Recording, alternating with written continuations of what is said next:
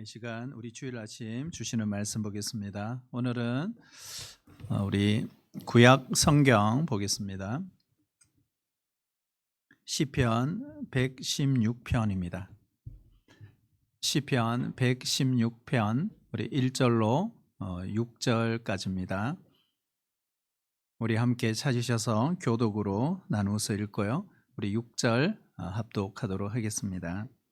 시편 116편 1절입니다. 여호와께서 내 음성과 내 간구를 들으심으로 내가 그를 사랑하는도다.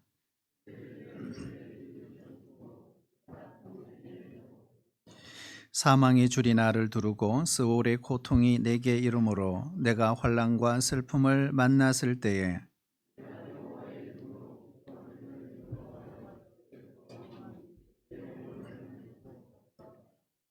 여호와는 은혜로우시며 의로우시며 우리 하나님은 긍휼이 많으시도다.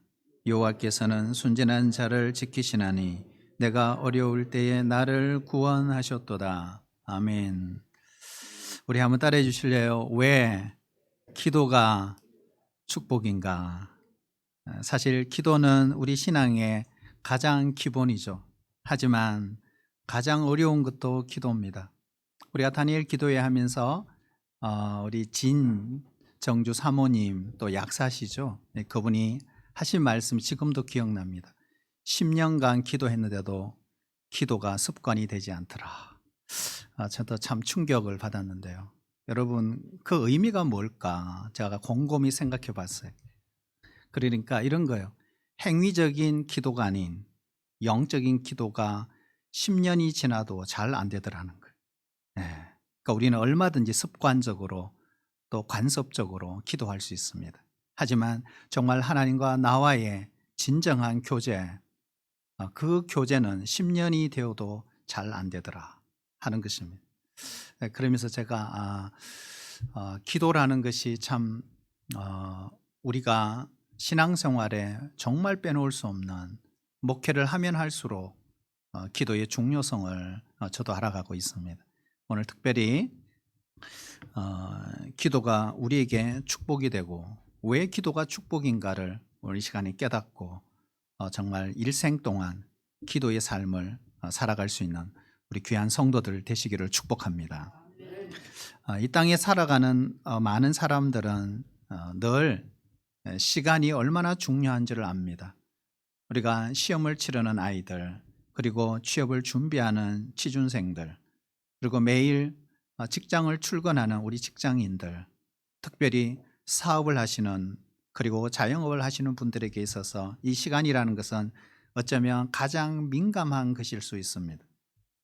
그래서 에베소 5장 16절에 보면은 세월을 아끼라, 때가 악하니라 그렇게 했어요. 여기에 세월을 아끼란 말이 뭘까요? 돈을 주고 세월을 사라 이런 뜻입니다. 결국 시간은 돈과 같은 것입니다. 과연 우리에게 있어서 그렇다면 기도는 어떤 의미일까요? 오늘날 많은 현대 크리스찬들이 기도를 잃어버리고 살아가는 가장 일반적인 이유가 있다면 바로 기도가 시간 낭비라고 생각하기 때문이 아닐까요?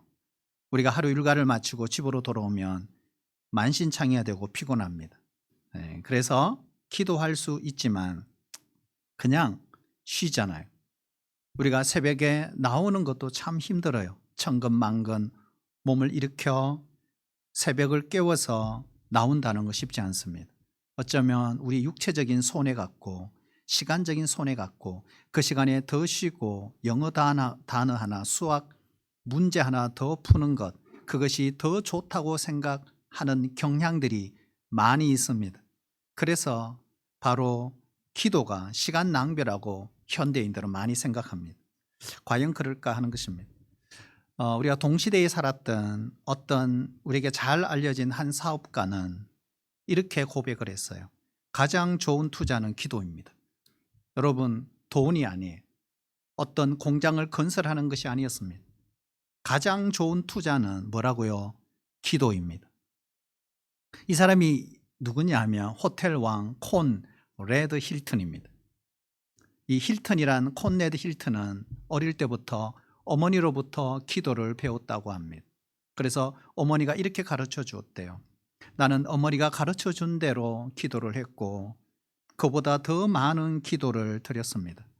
매일 아침 6시 반에 교회에 찾아가 무릎을 꿇고 기도를 드렸습니다. 사업을 하다가 아무리 밤늦게까지 일을 해도 나는 아침 6시 반에 꼬박 일어나 무릎을 꿇고 성전에 가 기도하고 출근을 했습니다. 하루 일과를 시작하기 전에 기도를 빠뜨릴 수 없었기 때문입니다. 기도는 어머니가 나에게 가르쳐준 첫 번째 열쇠입니다. 기도는 힐튼의 어머니가 그에게 가르쳐준 그의 꿈을 실현하는 인생의 첫 번째 열쇠가 기도였던 것입니다. 그런데 그 어머니가 가르쳐준 기도를 그가 배우고 실천한 40년이 지난 어느 날 그는 엄청난 사업가로 성장합니다. 얼마나 바빴겠습니까? 그 순간 그가 다시 한번 이렇게 말합니다. 나는 지난 40년이 넘는 세월 동안 타당한 이유 없이 주일 예배를 빠져본 적이 한 번도 없습니다. 오늘날도 마찬가지입니다. 날마다 교회에 찾아가 무릎을 꿇고 기도 드린 후에야 하루의 일과를 시작합니다. 고민이 생길 때 기도하는 것은 절대로 수치가 아닙니다. 사람은 누구나 일생 동안 기도를 게을리하지 말아야 합니다.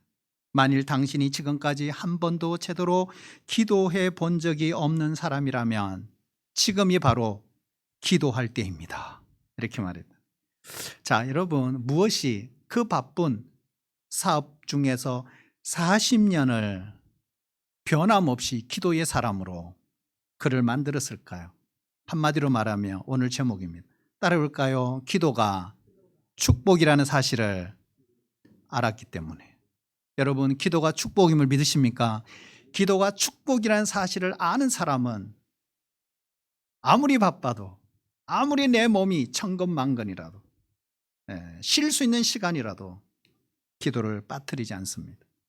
빌 하일베스 목사님의 말이 기억납니다. 나는 바쁘기 때문에 더 기도합니다. 왜냐하면 바쁘기 때문에 하나님의 도우심이 더 절실하기 때문에 그렇습니다. 오늘 이 시인도 마찬가지.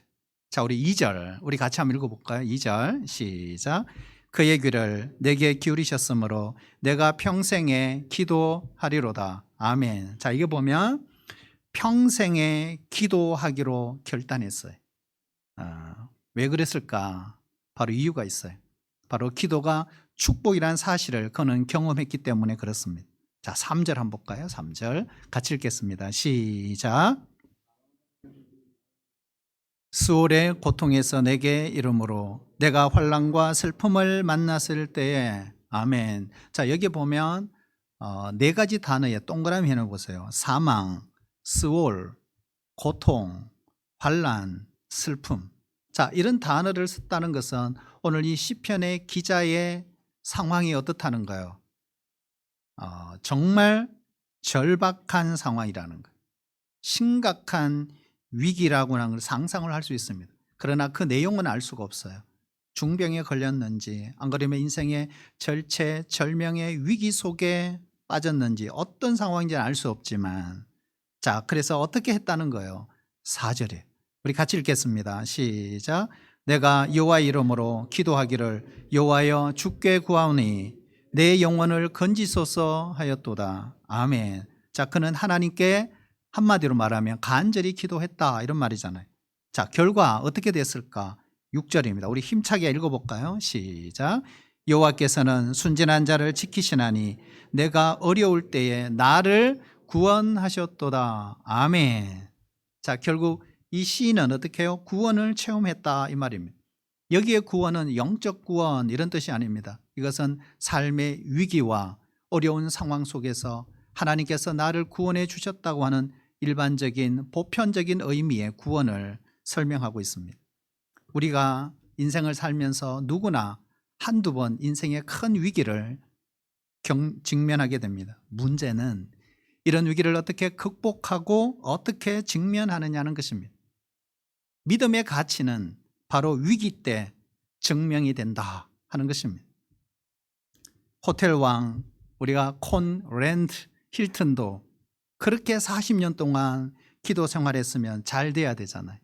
그러나 그 기도의 삶 속에도 역시 인생의 위기가 없었던 것은 결코 아닙니다. 1930년 미국의 경제 대공황이 찾아왔습니다. 그럴 때 힐튼은 그 호텔 사업에 큰 타격을 받습니다.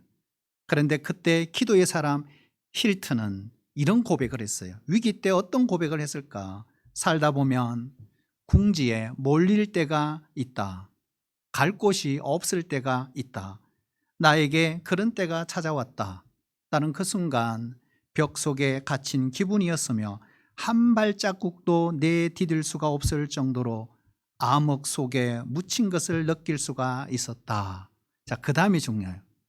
그러나 따를까요? 그러나 나는 기도했다. 그리고 살 길이 열렸다. 나는 살아남고 그 후에 엄청난 기회가 다시 찾아왔다. 그러면서 결론을 지으면서 이렇게 말해요. 기도가 나를 구해낸 것이다. 결국 힐튼의 말을 빌리면 힐튼은 이렇게 말해요. 하나님은 그 당시 7명의 천사를 나에게 붙여줘서 부족한 자금을 도와주셨고 대공황 때 오히려 사업을 역전시켜 큰 기회를 잡게 하셨습니다. 여러분, 어떤 분은 이런 생각을 해요. 아무 누구에게나 일어날 수 있는 일 아니야? 기도가 우연의 일치하고 뭐 다를 게 뭐가 있어? 이렇게 말하시는 믿음이 없는 사람들. 어느 날 옥스퍼드 대학에서 강의하다가 그 C.S. 루이스에게 한 학생이 질문을 했어요. 교수님, 기도가 우연의 일치에 불과한 것밖에 되지 않지 않습니까? 그렇게 질문했어요. 그때 이 C.S. 루이스가 이렇게 말했대요. 기도가 우연의 일치라고요. 학생에게는 그럴지 모르죠. 그런데 내가 기도를 멈추는 순간 그 우연도 멈출 것입니다. 사랑하신 여러분, 왜 기도가 축복입니까? 그 무엇보다 우리의 삶의 위기, 고통에서 우리를 구원하는 기적이기 때문에 그렇습니다. 우리가 인생을 살아가면서 여러분 이 기적을 결코 놓치지 말고 살아가시기를 축복합니다. 하지만 기도는 이곳으로 끝나지 않습니다. 기도는 우리가 원하는 것을 얻어내거나 그리고 어떤 위기에서 벗어나는 수단만은 결코 아니라는 사실입니다. 기도 응답을 경험한 사람들이 누리는 두 번째 축복이 있어요. 그게 뭘까요? 하나님 주시는 보너스가 있어요. 그게 바로 응답을 주신 하나님과의 사랑의 관계가 형성이 된다는 사실입니다. 하나님께 사랑을 표현한다는 것입니다. 여러분 한번 생각해 봐요. 나를 긍휼히 여기시고 내가 하나님께 기도했는데 하나님이 응답을 주셨으면 어찌 그분을 사랑하지 않을 수가 있겠습니까? 그래서 오늘 1절 시편 기자가 이렇게 말하는 거예요. 같이 한번 읽겠습니다. 1절 시작. 여호와께서 내 음성과 내 간구를 들으심으로 내가 그를 사랑하는도다. 아멘. 자, 여기 보면 내가 그를 사랑하는도다. 왜요? 하나님이 응답해 주셨기 때문에. 자, 그러면 우리가 거꾸로 생각해 봐야 돼요. 내가 원하는 대로 만약에 기도가 응답되지 않았다면 이런 사랑의 관계가 성립되지 못하는가? 그렇지가 않다는 거예요. 우리가 흔히 기도 응답을 세 가지로 이렇게 말하잖아요. Yes, No, Wait. 세 가지입니다, 대체로. 그런데 과거 우리 어린 시절을 돌아보면 부모님에게 요구했는데 거절당한 경험들이 있을 것입니다. 저는 개인적으로 아이스케이크가 그렇게 먹고 싶었어요. 초등학교 어릴 때, 저학년 때. 엄마한테서 찾아갔고 아빠한테서 찾아갔어요. 엄마 25원만 주세요. 그 당시 아이스케이크 하나 25원 쭈쭈바 빠는 거 있어요. 그런데 돈 없어. 돈을 안 주시더라고요. 그 어느 날 동네에 서커스가 들어왔어요. 엄마 아빠 이번에는 서커스 좀 볼 수 있도록 해주세요.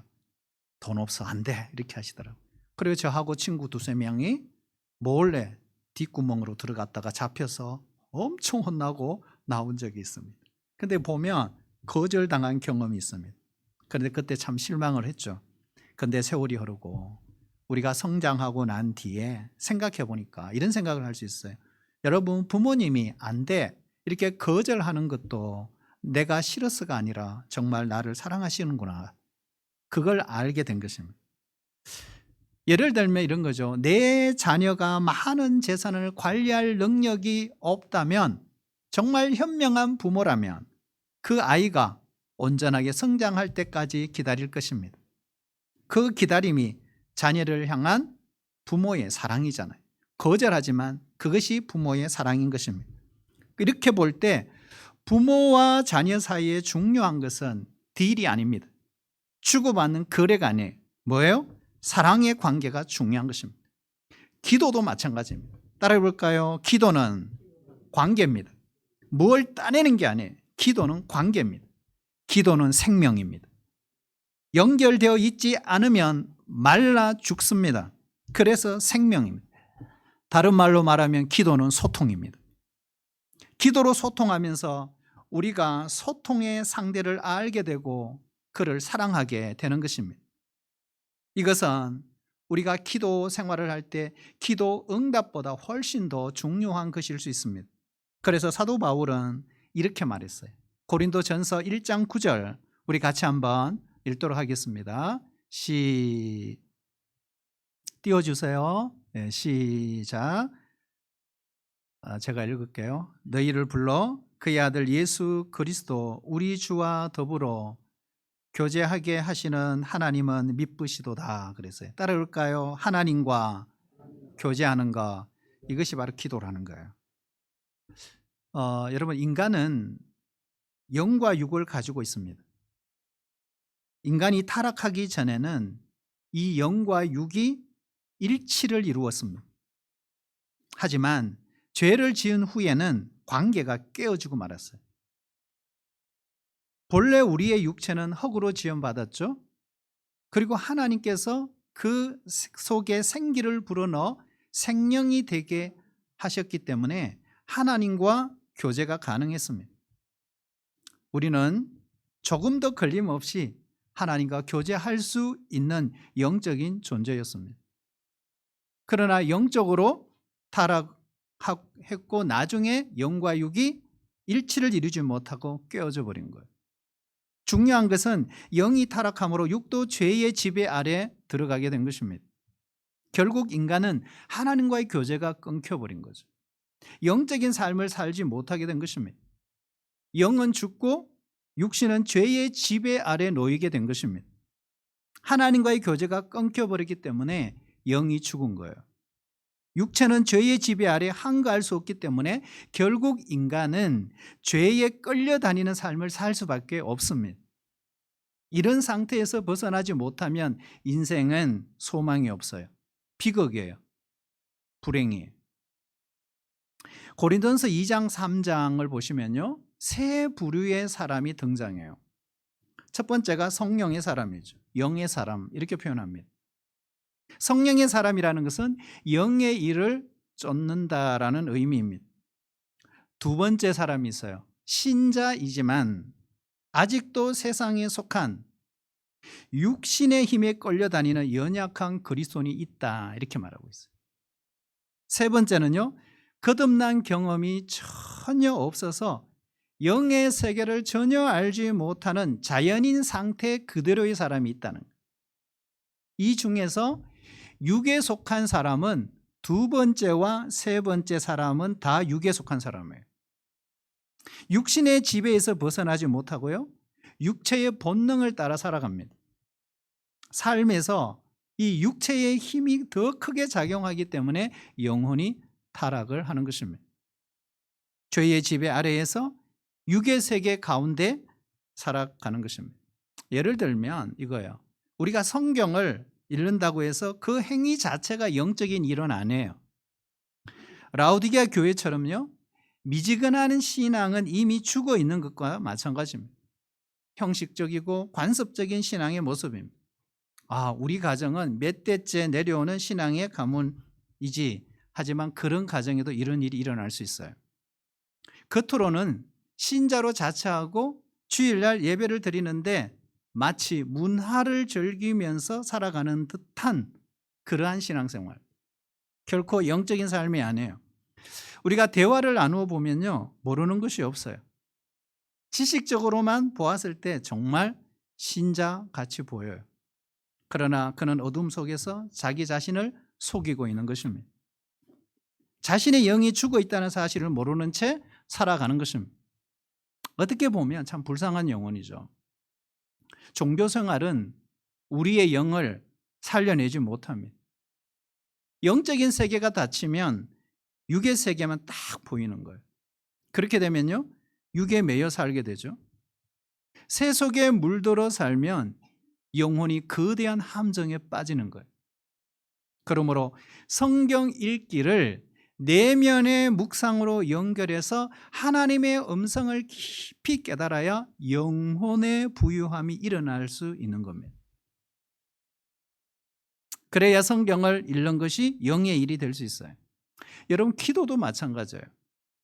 기도는 흉내만 내서는 안 돼요. 깊어져야 합니다. 기도는 영적인 교통이죠. 영으로 하는 것이 기도입니다. 그런데 기도가 늘 행위에 거쳐요. 생명력이 넘치는 하나님과의 교통이 일어나지 않는 종교적인 관습에 불과하다면 새벽 기도를 10년 해도 20년을 해도 우리의 영은 죽은 영일 뿐입니다. 여러분, 그렇다면 여러분, 영에 속한 사람은 어떤 사람일까요? 바로 육체의 본성을 끊는 것입니다. 몸의 행실을 죽이는 사람입니다. 육의 사람은 진리를 깨달을 수 없어요. 신령한 것에 대해서 알지 못해요. 하지만 영의 사람은요, 하나님의 말씀을 들을 때 하나님의 진리를 깨달아요. 진리의 성령이 진리를 깨닫게 하시고 진리를 가르치시기 때문에 그렇습니다. 우리가 공부를 많이 해서 하나님 말씀을 깨닫는 게 아니에요. 성령이 깨닫게 해주셔야 알게 되는 것입니다. 영의 일은 철학으로 이해할 수 없어요.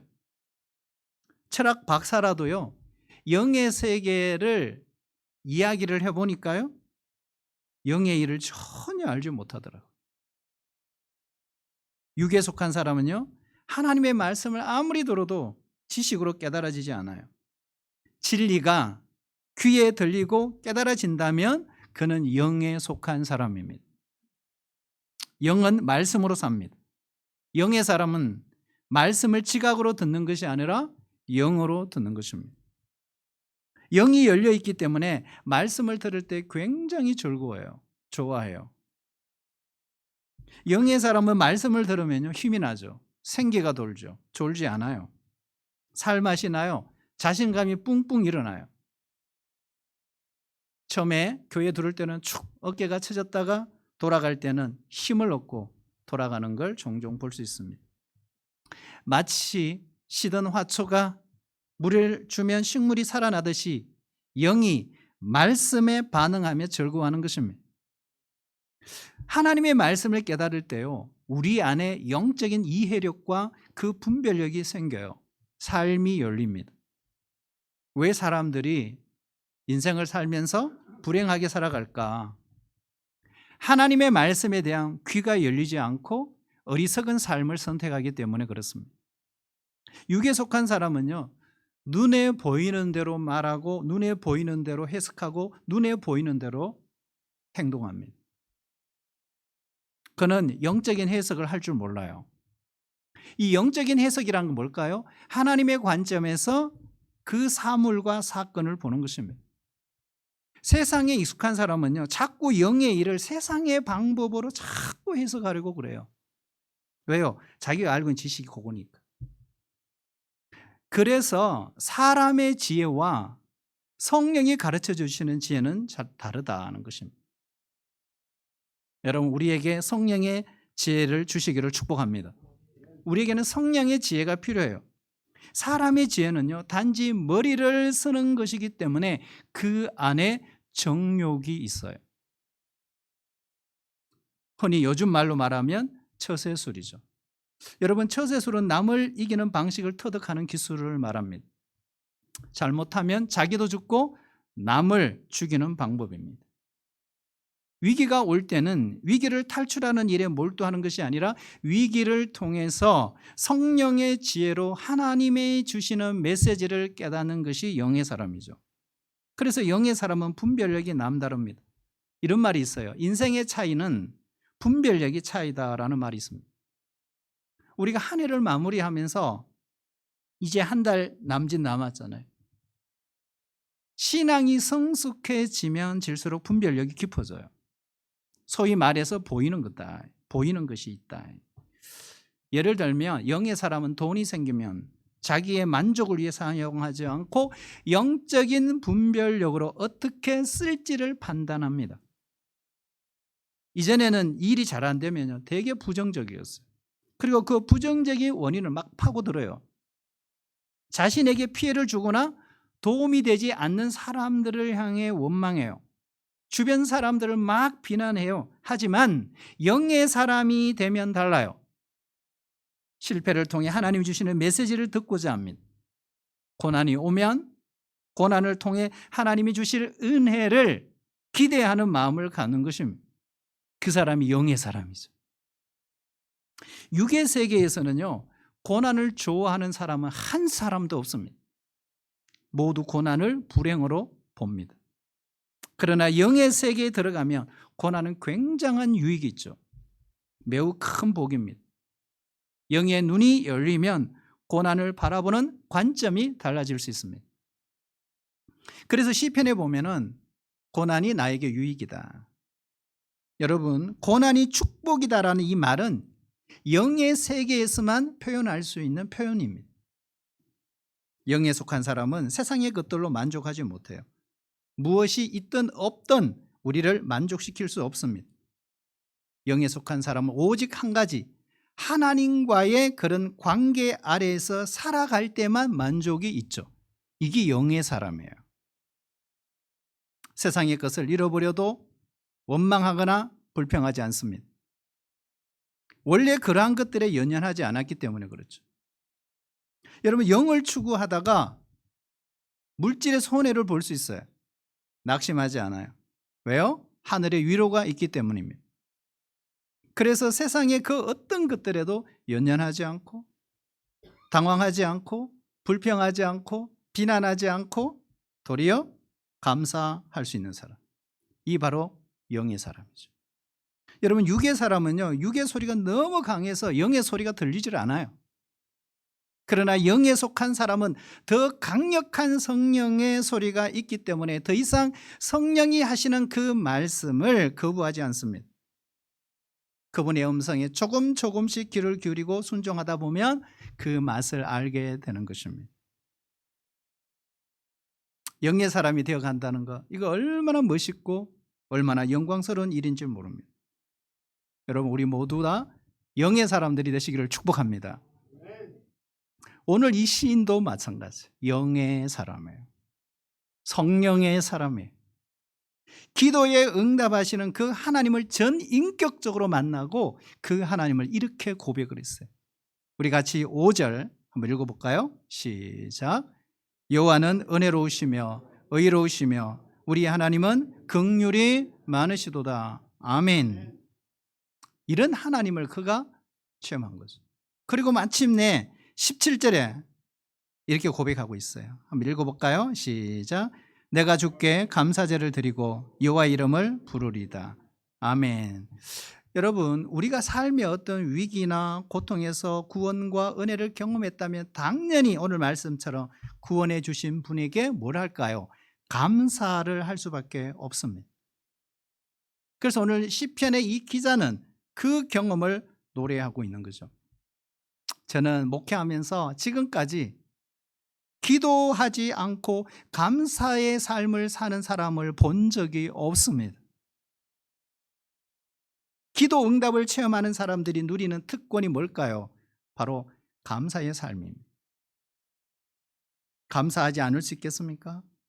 감사할 수밖에 없는 것입니다. 그러나 이 감사는 감상적인 감사가 아니에요. 바로 감사를 통한 새로운 차원의 감사가 있어요. 그것이 12절이에요. 우리 같이 한번 읽어보겠습니다. 시작. 내게 주신 모든 은혜를 내가 여호와께 무엇으로 보답할까? 아멘. 자, 13절, 14절 읽어볼까요? 우리 성경책 보고 읽겠습니다. 시작. 내가 구원의 잔을 들고 여호와의 이름을 부르며 여호와의 모든 백성 앞에서 나는 나의 소원을 여호와께 갚으리로다. 아멘. 이게 뭘까요? 바로 새로운 감사의 차원 뭡니까? 헌신입니다. 헌신. 마지막 18절 읽어보겠습니다. 시작. 내가 여호와께 서원한 것을 그의 모든 백성이 보는 앞에서 내가 지키리이다. 아멘. 여러분, 진정한 감사의 차원은 헌신인 거예요. 헌신. 콘레드 힐튼은 자기 인생의 최고의 절정을 달리고 있을 때 한 대학교에 초청 강사로 가게 됩니다. 그러면서 교수진들과 그 학생들이 있는 곳에서 그의 인생에 뜻밖의 고백을 하게 됩니다. 이런 고백을 했어요. 여러분, 저는 오늘 꼭 해야 할 말이 있습니다. 너무나 오랜 세월 52년 동안 숨겨온 일입니다. 그래서 그 모든 채플 안이 조용해졌습니다. 그리고 힐튼은 이렇게 말을 이어갔어요. 제가 어렸을 때 일입니다. 저는 어렸을 때 신문 배달을 했던 소년입니다. 삼촌으로부터 말 한 마리를 빌려 중앙역에 가서 도착한 그 신문 뭉치를 찾아 배달하려고 새벽 일찍 마을을 지나가고 있었습니다. 어둑어둑한 그 새벽, 말을 몰고 가다가 뜻하지 않게 코너길에서 나오는 행인과 부딪혔습니다. 그분은 땅바닥에 넘어졌고 헉투성이가 된 채로 화를 내며 나를 향해 고래고래 소리를 쳤습니다. 나는 그 사람이 크게 다친 것을 보고도 손살같이 말을 타고 도망을 쳤습니다. 요즘 말하면 뺑소니 한 거예요. 그런 후 여러 주 동안 경찰과 그 신문에서 사람을 치고 도망간 그 사람을 저주하고 비난을 했습니다. 나는 죄책감을 느끼면서도 다른 마을로 가서 계속해서 신문을 팔며 태어난 적 없었던 척 지내고 있었습니다. 범인은 나였습니다. 이 늙은이 콘레드 힐튼, 너무나 늦었다는 것을 잘 알고 있습니다. 오늘 이 자리에 만일 그분이 계신다면 사과를 드리고 싶습니다. 그 후에 힐턴은 자선재단을 설립합니다. 그리고 미국과 전 세계에 사회적으로 약한 사람들을 돌아보는 그런 일에 최선을 다했습니다. 그리고 마지막 유언으로 전 재산을 재단에 기부합니다. 그는 1979년 91살 나이로 하늘나라로 갔습니다. 그가 마지막 숨을 거둘 때 이런 고백을 했다고 합니다. 하나님과 여러분에게 감사할 뿐입니다. 여러분, 이런 인생이야말로 기도의 인생이요 감사의 인생이지 않습니까? 기도로 꿈을 이룬 힐튼, 그런 마지막까지 기도로 감사의 삶을 살아갔던 사람입니다. 여러분, 우리 예수님도 그렇게 사셨어요. 우리 예수님도 하나님의 아들이시잖아요. 그럼에도 불구하고 그는 기도의 삶을 선택하셨습니다. 십자가를 지시기 전날 밤까지 자신을 위하여, 구원을 위하여 기도하셨습니다. 십자가 위에 달리셔서 자기를 향해 못을 받고 있는 저들을 향하여 용서하시도록 기도하셨습니다. 그리고 마지막으로 하나님의 뜻을 이루는 이 일에 쓰임받은 자신의 삶을 살게 된 것을 우리 예수님은 감사하셨습니다. 성도 여러분, 우리는 예수님의 제자들입니다. 예수를 따르는 제자들이면 우리 남은 인생을 어떻게 살아야 되겠습니까? 여러분, 우리도 기도의 인생이 되시기를 축복합니다. 기도가 왜 축복인지를 깨닫고 살아갈 수 있기를 축복합니다. 우리 같이 한번 기도할까요? 이 시간에 우리 합심해서 한번 짧은 시간이지만 기도했으면 좋겠습니다. 우리 말씀을 기억하면서 하나님, 콘레드 힐튼처럼, 그리고 오늘 이 시편의 기자처럼, 그리고 예수님의 생애를 통해 우리 제자의 생애가 기도의 생애가 되어야 한다는 사실을 가르쳐 주신 주님처럼 우리들도 잃어버린 기도를 회복시켜 주시옵소서. 바쁘다는 이유로, 피곤하다는 이유로 여러분 기도를 잃어버리지 않았습니까? 기도의 축복이 무엇인지 다시 한번 깨닫고 주님, 기도의 자리에 나오게 하여 주시옵소서. 우리 모두 기도를 통해 하나님 주시는 놀라운 축복을 경험하며 살게 하여 주시옵소서. 주님과의 관계가 회복되게 하여 주시옵소서. 우리 삶 속에 감사가 넘치는 삶이 되게 해달라고 우리 같이 한번 합심해서 우리 기도하도록 하겠습니다. 하나님 아버지 감사합니다. 우리가 바쁘다는 이유로 피곤하다는 이유로 기도하지 못했습니다. 하나님 다시 한번 기도의 자리를 지키게 하여 주시옵소서.